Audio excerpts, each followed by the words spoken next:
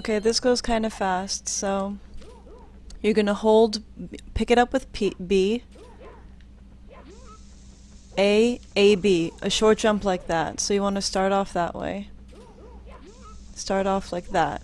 Just get used to that. A, B, same time.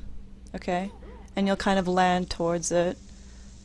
I actually, towards the end of it, look at my joystick, I kind of release it and let it go neutral because I want to be prepared.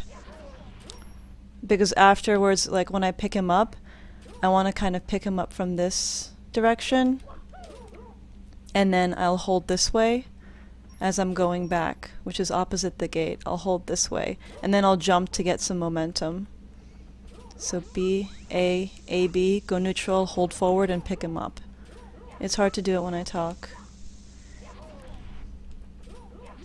A, B, go neutral. Like that.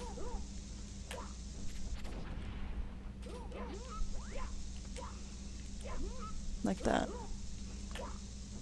So I'm actually picking him up from this direction.